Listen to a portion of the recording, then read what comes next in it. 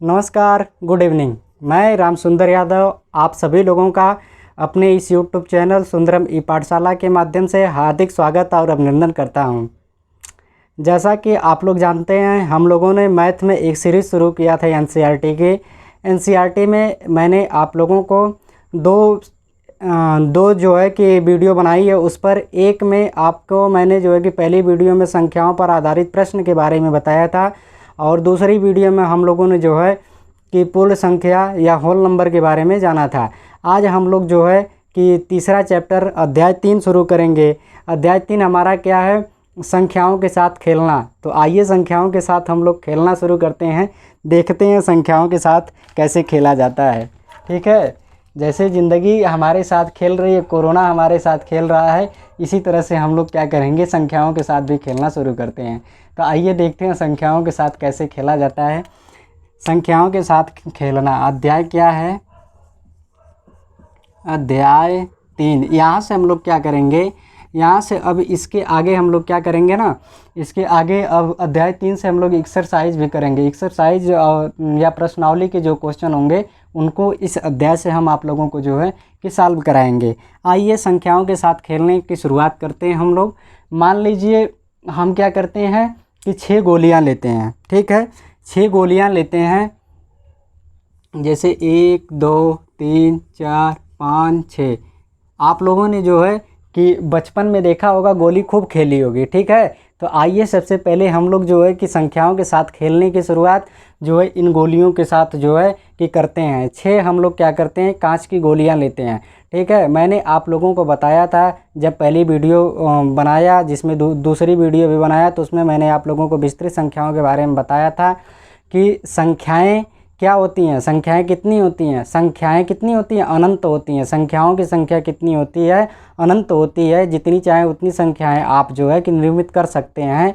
लेकिन अंकों की संख्या कुल कितनी होती है? यदि 0 को भी शामिल कर दिया जाता है तो अंकों की कुल संख्या कितनी हो जाती है? 10 हो जाती है। नहीं तो अगर अंकों की संख्या कुल कितनी होती है? 9 होती है। लेकिन 0 को भी शामिल कर लिया जाता है तो 10 हो जाती है। तो आइए सबसे पहले हम लोग क्या करते हैं, कांच की गोलियां लेते हैं। कितनी कांच की गोलियां लेते हैं? 6 कांच की गोलियां लेते हैं।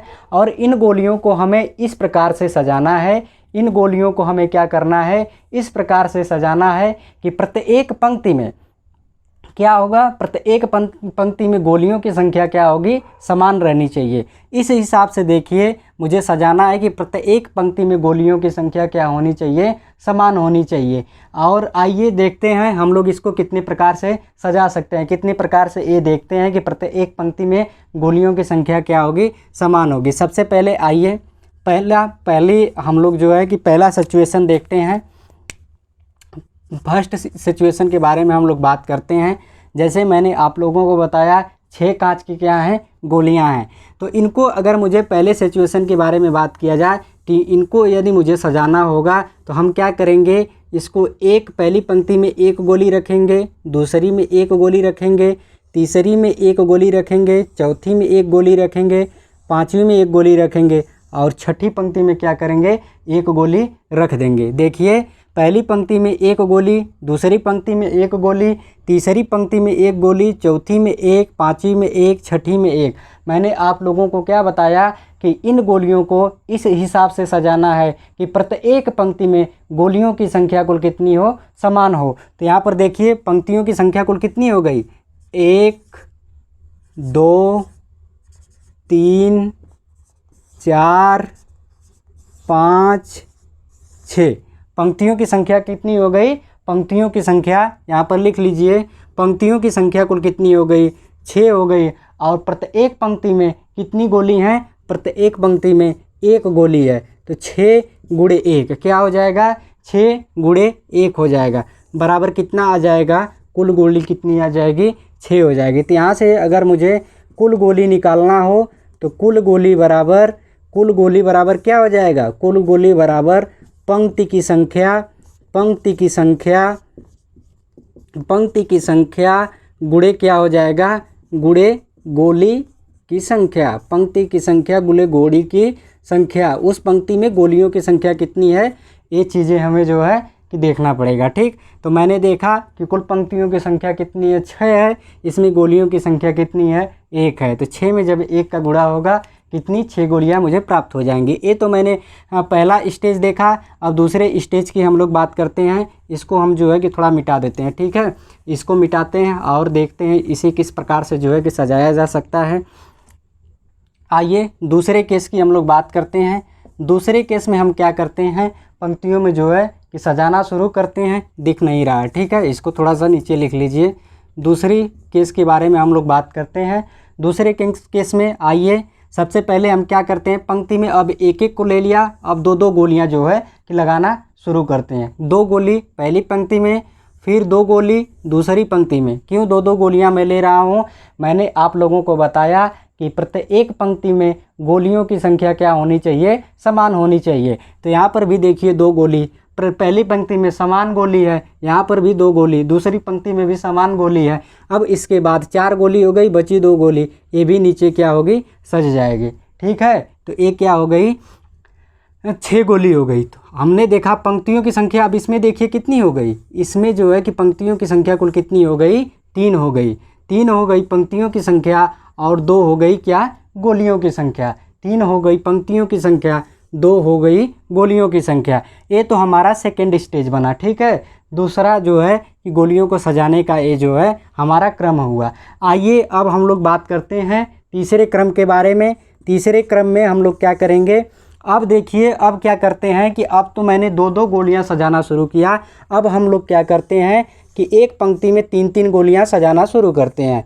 जब एक पंक्ति में 3 गोलियां सजाना शुरू करते हैं तो पहली पंक्ति में 3 गोली, दूसरी पंक्ति में 3 गोली। पंक्तियों की संख्या कुल कितनी हो गई, 2 हो गई पंक्तियों की संख्या, और उसमें गोलियों की संख्या कितनी है, प्रत्येक पंक्ति में 3 गोली हैं, तो कुल कितनी हो जाएंगी, यहाँ पर 6, यहाँ पर भी हो जाएगा 6, यहाँ पर भी हो जाएगा। अब मैंने देखा हमने कुल कितने प्रकार से, 3 प्रकार से सजा लिया, और इसको किसी प्रकार से सजाया जा सकता है। हाँ, एक प्रकार से और सजाया जा सकता है।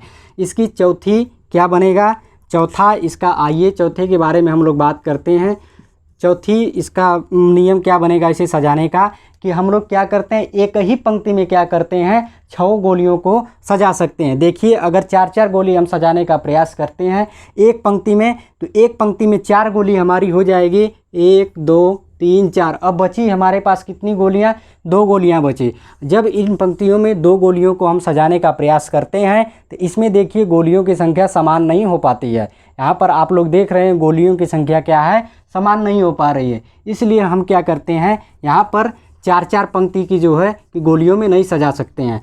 5 में अगर हम लोग लेते हैं तो 5 में देखिए एक पंक्ति में मान लीजिए 5 गोली हो गई, तो दूसरी पंक्ति में हमें क्या करना पड़ेगा, 1 गोली सजानी पड़ेगी। तो यहाँ पर भी हम क्या कर रहे हैं, आप लोग देख रहे हैं यहाँ पर भी जो है कि गोलियों की संख्या प्रत्येक पंक्ति में समान नहीं हो पा रही है। लेकिन हम एक ही पंक्ति में क्या करें, 6 गोलियों को क्या करें, सजा दें। एक पंक्ति में 6 गोलियों की सजा दें। यहाँ पर देखिए एक ही पंक्ति में क्या करते हैं, हम 6 गोलियों को क्या करते हैं, सजा देते हैं। तो एक पंक्तियों की संख्या गुणे गोलियों की संख्या बराबर कितनी हो गई, 6 हो गई। और इसे किसी प्रकार से सजाया जा सकता है और इसे किसी प्रकार से नहीं सजाया जा सकता है।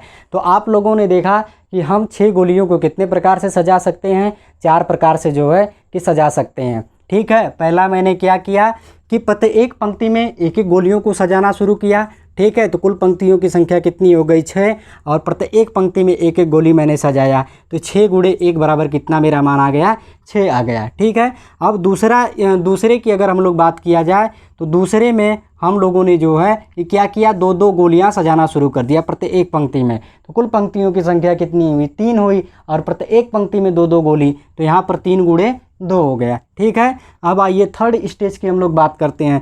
थर्ड स्टेज में मैंने क्या किया, प्रत्येक पंक्ति में 3-3 गोलियां जो है सजानी शुरू कर दी। तो इसमें कितना हुआ, इसमें 2 पंक्ति बनी 3-3 गोलियों को सजाने का, तो 2 गुणे 3 हो गया। अब उसके बाद मैंने क्या किया कि एक ही पंक्ति में पूरी गोलियों को मैंने क्या किया, सजा दिया। ठीक है, एक ही पंक्ति में मैंने क्या किया, पूरी गोलियों को सजा दिया। अब यहाँ पर देखिए अब क्या होता है, अब हमारे पास जो है कि क्या, अब इसको हम मिटाने जा रहे हैं। ठीक है, अब इसको मिटाने जा रहे हैं और इन चीज़ों को जो है कि यहाँ पर नोट कर लीजिए। 6 गुणे 1 पहली प्रकार में, इसमें पहले प्रकार में मैंने सजाया। दूसरे प्रकार में क्या था, दूसरे प्रकार में क्या था 3 गुणे 2, 3 गुणे 2। तीसरे प्रकार में क्या था 2 गुणे 3। और चौथे प्रकार में मैंने देखा 1 गुणे क्या हो जाएगा 6 हो जाएगा। ये जो आगे वाली एक क्या पंक्तियों की संख्या है और बाद में क्या है गोलियों की संख्या है। तो हमको अगर पूरी गोलियों की संख्या ज्ञात करना होगा तो हम लोग क्या करेंगे, पंक्तियों की संख्या में गोलियों की संख्या, यदि गोलियों की संख्या की क्या करेंगे गुणा कर देंगे तो हमें कुल गोलियों की संख्या क्या होगी प्राप्त हो जाएगी या मिल जाएगी। तो हम लोगों ने देखा इसे हम क्या कर सकते हैं 4 प्रकार से जो है कि सजा सकते हैं। और इसे अब आप लोग इसे ध्यान से देखिए, जैसे कि 6 गुणे 1 है, 3 गुणे 2 है, ठीक है। यहाँ पर देखिए 6 गुणे 1 है, 6 गुणे 1 कामा 3 गुणे 2 कामा 2 गुणे 3 कामा 1 गुणे 6, कुल 4 प्रकार से इसको सजा सकते हैं। तो इसमें देखिए 6 गुणे 1, 3 गुणे 2 और 2 गुणे 3, 1 गुणे 6, ठीक है। तो इसमें हम लोग देख रहे हैं ये सब क्या है 6 के क्या है फैक्टर हैं, 6 के क्या है ये सब गुणनखंड है। जैसे 6 एकम 6 और 3 दुना के 6, ठीक है। उसके बाद 2 तिहाई 6 और 6 एकम क्या हो जाएगा 6 हो जाएगा।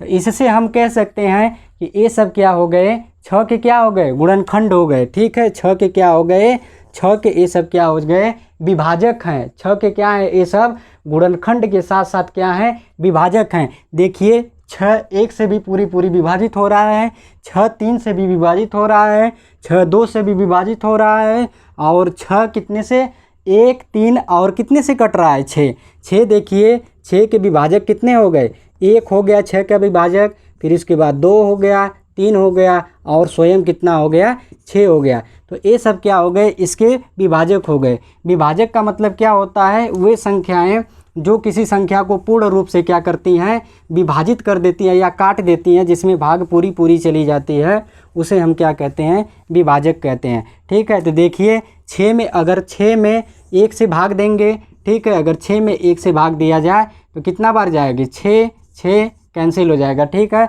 अगर 2 से भाग दिया जाए 3 बार जाएगा, 3 से भाग दिया जाए और कितनी बार जाएगा 2 बार भाग जाएगा, और 6 से भाग दिया जाए तो 1 बार जाएगा। तो ये इसकी क्या हुई इसको जो है कि विभाजक हुई, ये संख्याएं क्या हुई 1 2 3 और 6 क्या हो गई 6 की विभाजक संख्याएं हो गई। और यही संख्याएं क्या होती हैं गुणनखंड भी होती हैं, ठीक है। अगर 6 के गुणनखंड की हम लोग बात किया जाए तो यही संख्या क्या हो जाएगी 6 की गुणनखंड भी है। देखिए 6 की गुणनखंड है, अर्थात हम लोग कह सकते हैं यदि कोई संख्या का हम लोग कह सकते हैं कि यदि कोई संख्या का हमें विभाजक ज्ञात करना पड़े, यदि किसी संख्या का विभाजक ज्ञात करना पड़े, विभाजक अगर मुझे ज्ञात करना हो तो क्या होगा वो संख्या या तो उस संख्या के बराबर या उससे क्या होगी छोटी होगी। जैसे 6 का मुझे विभाजक ज्ञात करना पड़े कि 6 किन किन संख्याओं से जो है पूर्ण रूप से विभाजित होगा,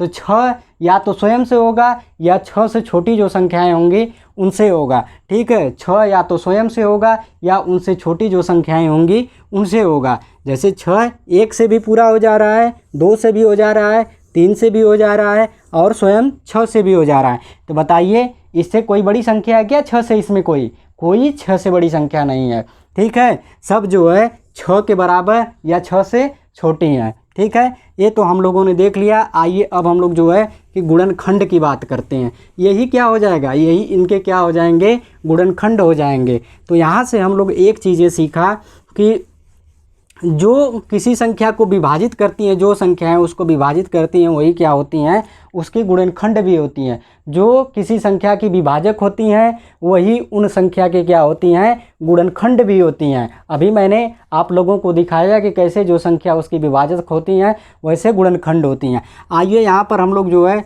गुणनखंड की बात करते हैं। गुणनखंड, ठीक है, गुणनखंड की हम लोग बात करते हैं। दिख नहीं रहा है, थोड़ा सा नीचे लिखते हैं, ठीक है, लग रहा है दिख नहीं रहा है, नीचे थोड़ा सा हम लिखते हैं और गुणनखंड की बात करते हैं। जैसे यहाँ पर क्या हो गया गुणनखंड, गुणनखंड की हम लोग बात करें तो गुणनखंड क्या होता है, गुणनखंड 2 शब्दों से मिलकर के बना है। गुणन प्लस खंड से। खंड का मतलब क्या होता है? खंड का मतलब क्या होता है? टूटना, टूटना। गुणन का मतलब किसमें? गुणा के रूप में, गुणा के रूप में, ठीक है। अर्थात किसी संख्या को जब हम गुणा के रूप में उसे तोड़ देते हैं तो क्या होता है? गुणनखंड हो जाता है। जैसे 6 है, 6 को हमें क्या करना है? गुणे के रूप में तोड़ना है। इसे ऐसे गुणे के रूप में तोड़ना है कि उसका आपस में गुणा करने पर क्या हो? 6 हमें प्राप्त हो। तो ठीक है, जैसे 6 को हमें तोड़ना जब शुरू करते हैं तो 6 में क्या हो जाता है? 6 को हम लोग क्या करते हैं? 2 गुणे 3 कर सकते हैं कि नहीं? 2 गुणे 3 क्या कर इसको कर सकते हैं कि नहीं? 2 गुणे 3। देखिए 2 गुणे 3 क्या है? इसका गुणनखंड है। गुणन, ये गुणन हो गया और खंड, इनको क्या किया? मैंने तोड़ दिया, तो यही क्या होता है? इसका गुणनखंड हो जाता है। 6 के गुणनखंड कौन कौन से हो जाएंगे?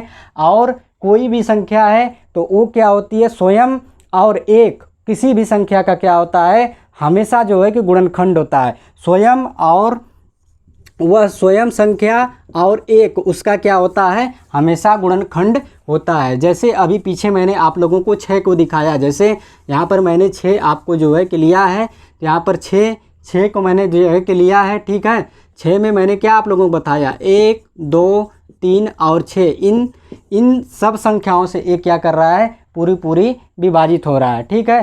पूरा मुझे विभाजित हो रहा है। जैसे हम लोग एक संख्या 4 ले लिया जाए, 4 के गुणनखंड अगर मुझे ज्ञात करने हो, आप लोगों को मुझे लगता है गुणनखंड समझ में आ गया होगा कि गुणनखंड क्या होता है। गुणनखंड वो होता है कि जिससे संख्याएं क्या होती हैं? पूरी विभाजित होती हैं, वही उनका क्या होता है? गुणनखंड होता है। अर्थात गुणों में जब उनको तोड़ दिया जाता है, जब उनको गुणों में जो है कि खंडित कर दिया जाता है, तो वही क्या होता है? गुणनखंड होता है, ठीक है। आप लोग शब्दों से चाहेंगे तो इनके जो है कि परिभाषाएं बना सकते हैं। इनके जो है कि अगर शब्द का अर्थ आप लोग समझने लगे तो समझ लीजिए परिभाषाएं आप लोगों को जो है कि रटने की ज़रूरत नहीं पड़ेगी, समझ में आ जाएंगी, ठीक है।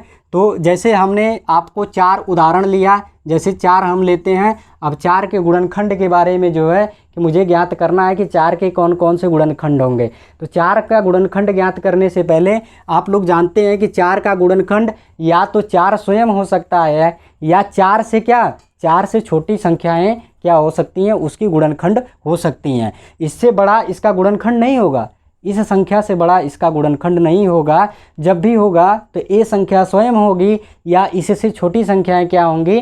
4 की गुणनखंड होंगी। आइए तो इसमें 4 में 1 से भाग देते हैं, देखते हैं पूरा चला जाता है, पूरा क्या होगा? चला जाएगा। तो ये भी क्या हो गया? इसका गुणनखंड हो गया। 2 से भाग देना शुरू करते हैं, 2 से जब 4 में भाग देते हैं 2 बार चली जाएगी, यहाँ पर 4 हो जाएगा। ये भी पूरा क्या हो रहा है? विभाजित हो रहा है। अब 4 में 3 से भाग देना शुरू करते हैं, देखिए पूरा जा रहा है, ये पूरा नहीं जा रहा है। 3 एकम 3, हमें शेष कितना बच रहा है? 1 बच रहा है। तो ये इसका क्या हो जाएगा? गुणनखंड इसका नहीं होगा। अब इसके बाद जो है कि 4 में 4 से भाग देते हैं, 4 में जब 4 से भाग देंगे कितना बार जाएगा? 1 बार चला जाएगा, यहाँ पर जो है कुछ नहीं बचेगा। यदि इसमें जो है कि 5 से भाग दे दिया जाए 4 में तो क्या हो जाएगा? ये पॉइंट में चला जाएगा, ठीक है। ये इसका गुणनखंड नहीं होगा। गुणनखंड क्या होती है? एक पूर्ण संख्या होती है, ठीक है। गुणनखंड दशमलव में नहीं होता है, उसका क्या होता है? पूर्ण संख्या होती है। तो हम लोगों ने देखा कि 4 के कौन कौन से गुणनखंड हो जाएंगे? 1 हो जाएगा, 2 हो जाएगा और इसके क्या हो जाएंगे? 4 हो जाएंगे। 1 2 और 4, ठीक है। 1 2 और 4, 4 का क्या हो गया? गुणनखंड हो गया। तो अर्थात मैंने देखा कि गुणनखंड क्या होता है? जिन संख्याओं से वो संख्या पूर्ण रूप से विभाजित होती है या पूरी विभाजित होती है, वही उस संख्या का क्या होता है? गुणनखंड होता है। जिस संख्या से वो संख्या पूरी विभाजित होती है, वही क्या होता है? गुणनखंड होता है। यहाँ पर देख लीजिए 4 जो है 1 से पूरा विभाजित है, 2 से भी पूरा विभाजित है, और मैंने आप लोगों को दिखाया 4 से भी पूरा विभाजित है। मैंने आप लोगों को बताया कि 2 तो उसके फिक्स गुणनखंड होंगे, 1 किसी भी संख्या होगी उसका 1, और वो स्वयं संख्या क्या होगी? अपना क्या होगी? गुणनखंड होगी, और उससे क्या होगी? विभाजित होगी।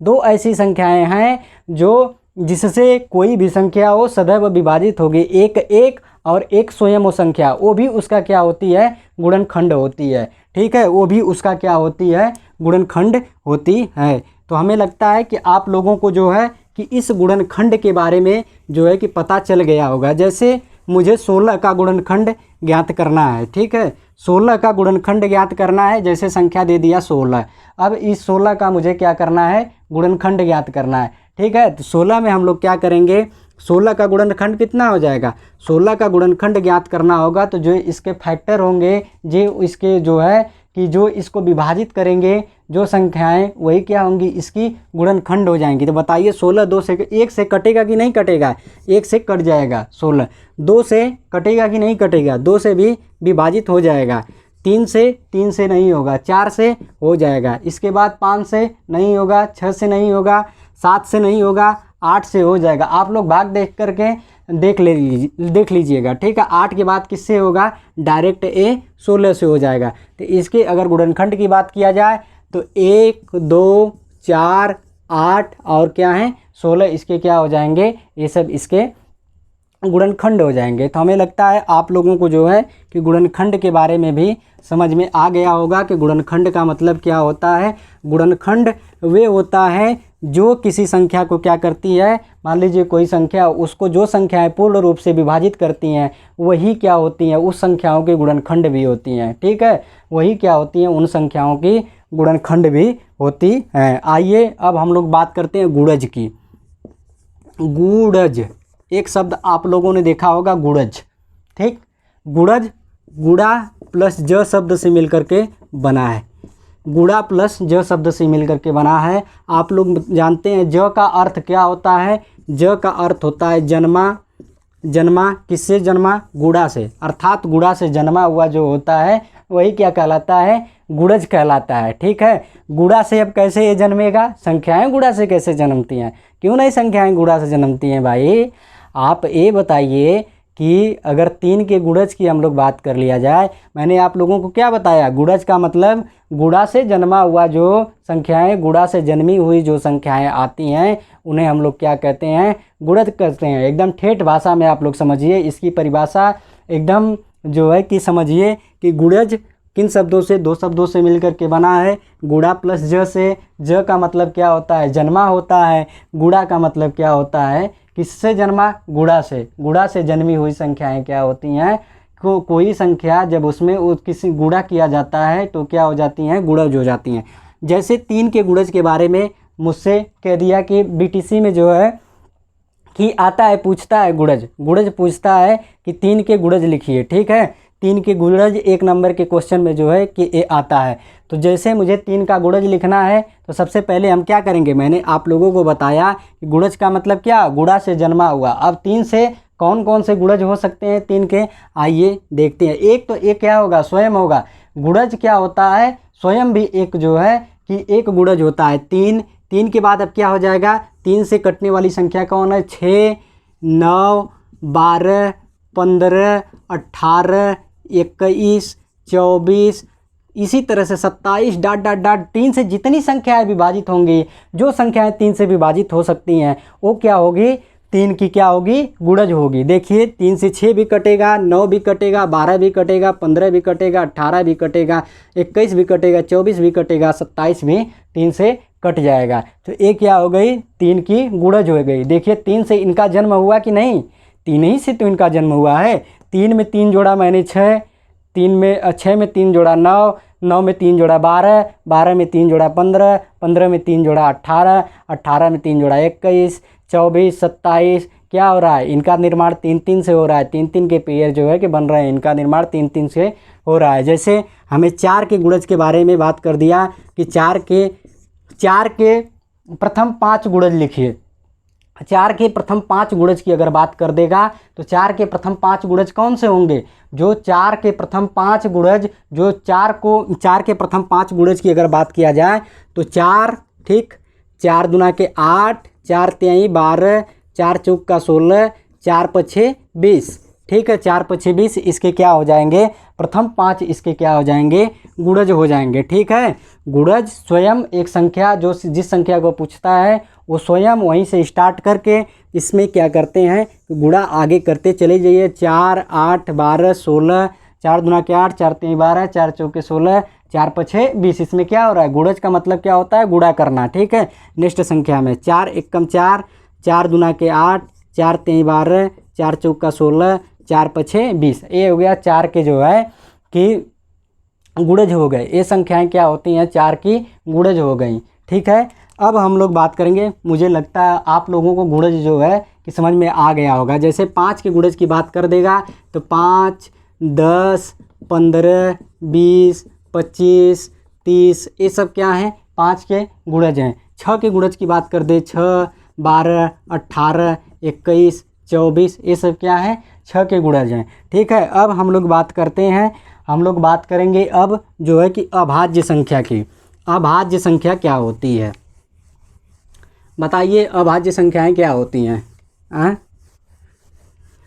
अभाज्य संख्या की हम लोग बात करते हैं, वे संख्याएं जो स्वयं और एक के अलावा जो है किसी अन्य संख्या से विभाजित नहीं होती हैं, क्या होती हैं, अभाज्य। अ का मतलब क्या होता है, नहीं, भाज्य का मतलब क्या होता है, कटना।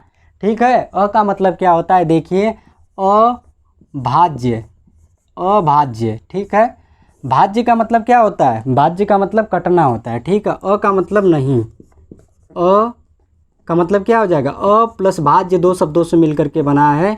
भाज्य का मतलब क्या होता है, विभाजित होना, विभाजित। इसी को हम लोग जो है कि ठेठ भाषा में क्या कहते हैं, कटना कहते हैं। अ का मतलब नहीं।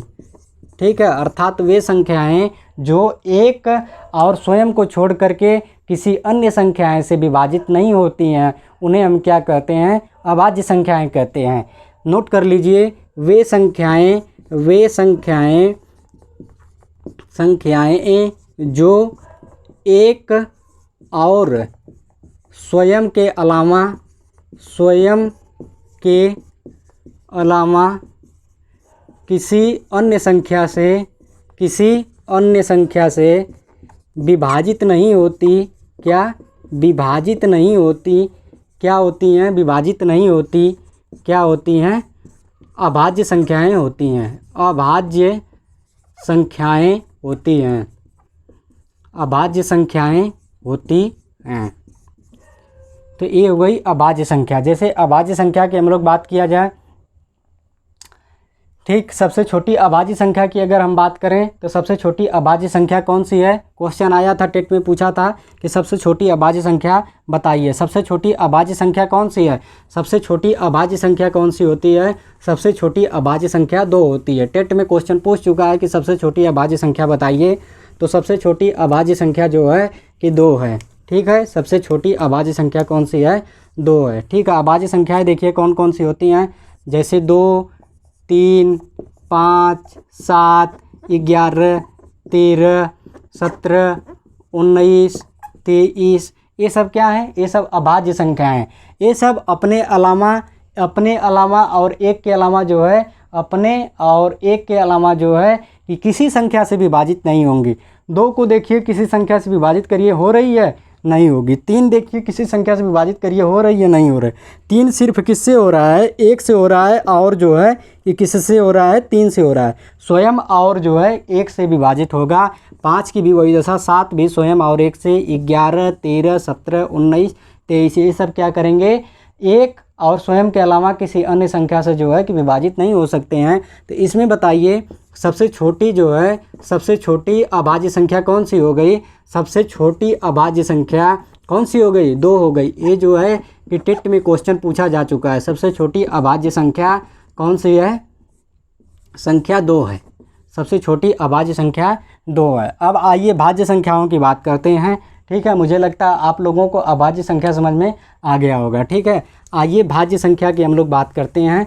भाज्य, भाज्य का मतलब मैंने अभी आप लोगों को बताया क्या होता है, भाज्य का मतलब कटना होता है। ठीक है, विभाजित होना। ठीक है, विभाजित होना, विभाजित होना। ठीक है, विभाजित का मतलब क्या होता है, जैसे ये एक वस्तु है, इसको हमें विभाजित करना है, बीच से यहाँ से मैंने इसको काट दिया तो ये क्या हो गया, ऊपर का भाग एक कट गया, एक नीचे का भाग कट गया, क्या हो गया, विभाजित हो गया। ठीक है, विभाजित हो गया। तो इसी प्रकार से भाज्य संख्याएं क्या होती हैं, वे संख्याएं, भाज्य, वे संख्याएं, वे संख्याएं, वे संख्याएं जो कम से कम, जो कम से कम, कम से कम किन्हीं 3 संख्याओं से, किन्हीं तीन संख्याओं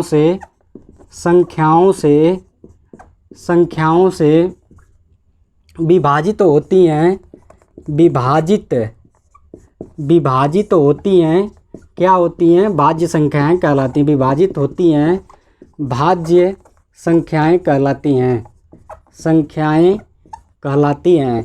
मिनिमम जो है कि भाज्य संख्या मिनिमम जो है कितनी संख्याओं से विभाजित होगी? आप लोगों ने देखा अभाज्य संख्या मिनिमम कितने से हो रही थी? 2 से हो रही थी, स्वयं और एक। लेकिन जो है भाज्य संख्या क्या होगी?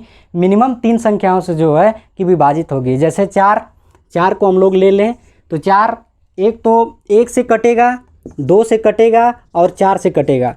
बताइए ये जो है कि मिनिमम कितनी संख्याओं से कट रहा है? 3 संख्याओं से कट रहा है। अगर हम लोग 6 ले लें, 6 क्या है? 1 है, 2 से कट रहा है, 3 से कट रहा है और किससे कट रहा है? 6 से पूर्णतः विभाजित हो रहा है। 1 2 3 और 6। देखिए इसमें 3 से ज़्यादा है कि नहीं? 3 से ज़्यादा है। इसमें क्या है? कम से कम 3 संख्याएं हैं। तो मैंने वही बताया आप लोगों को कि भाज्य संख्याएं वो संख्याएं होती हैं जो कम से कम 3 संख्याओं से कटती हैं, उसे क्या करते हैं? भाज्य संख्याएं कहते हैं। या इसकी परिभाषा ये होती है, जो संख्या 2 से विभाजित होती है उसे हम क्या कहते हैं? भाज्य संख्या कहते हैं। जो संख्या 2 से विभाजित होती है, भाज्य संख्या क्या हो जाएगी? 2 4 6 8 9, ठीक है। उसके बाद 12 15 18 21, ये सब क्या है? ये सब क्या है? भाज्य संख्याएं हैं। देखिए सबसे छोटी भाज्य संख्या की हम लोग बात किया जाए, सबसे छोटी भाज्य संख्या की बात किया जाए, सबसे छोटी भाज्य संख्या कौन सी है? 2 है, ठीक है। सबसे छोटी भाज्य संख्या की अगर हम लोग बात किया जाए, सबसे छोटी भाज्य संख्या 2 होती है। और यही क्या है? सबसे छोटी अभाज्य संख्या भी होती है, ठीक है। सबसे छोटी अगर हम लोग बात किया जाए तो जो सबसे छोटी क्या है? भाज्य संख्या है। सबसे छोटी भाज्य संख्या भी क्या होती है? 2 ही होती है। और आप लोगों ने देखा सबसे छोटी अभाज्य संख्या भी कितनी थी? 2 ही थी, ठीक है। एक को न तो अभाज्य में रखा गया है न तो भाज्य में रखा गया है। एक न तो अभाज्य संख्या होती है, एक न तो अभाज्य संख्या होती है, और सॉरी मैंने इसमें जो है कि 2 को भाज्य संख्या में गिन लिया। 2 से विभाजित होने वाली संख्याएं क्या होती हैं? भाज्य संख्याएं होती हैं। लेकिन 2 सबसे छोटी भाज्य संख्या नहीं होती है, ठीक है। 2 सबसे छोटी जो है कि 2 देखिए कम से कम 3 संख्याओं से नहीं कट रही है। इसमें मैंने गलत बता दिया, 2 नहीं हो पाएगा, ठीक है। इसमें 2 से, लेकिन 2 से विभाजित होने वाली संख्याएं क्या होती हैं? भाज्य होती हैं। कैसे? देखिए 4 क्या है? 2 से विभाजित है, ठीक है। 4 क्या है? 2 से विभाजित है। 2 से क्या है कि विभाजित है। सॉरी इसमें मैंने पूरा इसका जो है कि स्ट्रक्चर गलत कर दिया। जो है कि विभाजित होने वाली कम से कम जो संख्याएं 3 से विभाजित होती है, 3 संख्याओं से विभाजित होती हैं, वो संख्याएं क्या होती हैं? भाज्य संख्याएं होती हैं। जैसे यहाँ पर मैंने 4 आप लोगों को 2 बता दिया था, 2 नहीं होगा हमारा। जो है कि गर्मी लग रही है, हालत ख़राब हो जा रही है। जैसे 4 6 8 9 12 15 18 21, ये सब क्या है? ये सब जो है कि भाज्य संख्याएँ हैं। अब इसके बाद जो है कि हम लोग भाज्य संख्याओं के बारे में बात कर लिया। और इसके बाद अब देखते हैं क्या है। इसके बाद जो है कि सम संख्याएं क्या होती हैं? वे संख्याएं जो 2 से पूर्णतः विभाजित हो जाएं, क्या होती हैं? सम संख्याएं होती हैं, ठीक है। जो वे संख्याएं जो 2 से पूर्णतः विभाजित हो जाएं, क्या होती हैं? सम संख्याएं होती हैं। इन्हें हम लोग क्या बोलते हैं? इवन नंबर बोलते हैं। इन्हें हम लोग क्या बोलते हैं? इवन नंबर बोलते हैं। वे संख्याएं जो 2 से विभाजित हो जाती हैं उन्हें हम लोग क्या बोलते हैं? उन्हें हम लोग क्या बोलते हैं? सम संख्याएं बोलते हैं। सम संख्या इसे हम लोग क्या कहेंगे? सम संख्या। इसे हम लोग इवन नंबर इवन नंबर भी बोला जाता है, ठीक है। इन्हें क्या बोला जाता है? इवन नंबर बोला जाता है। सम संख्याएं होती हैं। सम संख्याएं क्या होती हैं? वे संख्याएं जो 2 से विभाजित होती हैं, 2 से विभाजित होती हैं, ठीक है, होती हैं, सम संख्याएं कहलाती हैं। सम संख्याएं कहलाती हैं, ठीक है, संख्याएं कहलाती हैं, ठीक है। मैं कभी कभी जब पढ़ाता हूँ तो लिखता कुछ और हूँ, बोलता कुछ और हूँ। अगर मेरी कोई भी वीडियो में अगर थोड़ा गलती हो जाती है तो आप लोग मुझे क्षमा करिएगा, ठीक है। क्योंकि गर्मी इतना ज़्यादा पड़ती है, पढ़ाने में हालत ख़राब हो जाती है। वीडियो बनाने का मन नहीं करता है, लेकिन क्या करें, बस वीडियो बनाते हैं।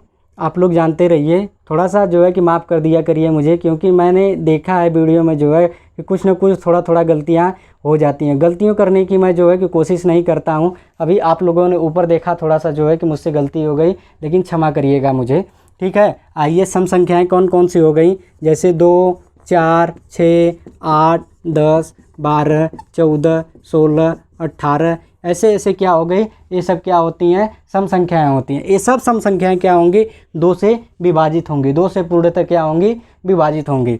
उसके बाद विषम संख्याओं की हम लोग बात किया जाए, विषम संख्याएं वो संख्याएं होती हैं, उसे हम लोग क्या बोलते हैं, ऑड नंबर बोलते हैं। विषम संख्याएं वो संख्याएं होती हैं जो 2 से विभाजित नहीं होती, उन्हें विषम संख्याएं कहा जाता है, ठीक है। जो 2 से विभाजित नहीं होती वो विषम संख्या होती है।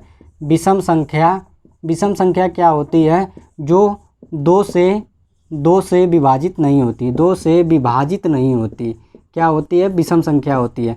जैसे 1, 3, 5, 7, 9, 11, 13, 15, 17, 19, बताइए ये सब क्या है, ये सब जो है कि 2 से विभाजित होगी, कोई संख्या जो है कि 2 से विभाजित नहीं होगी।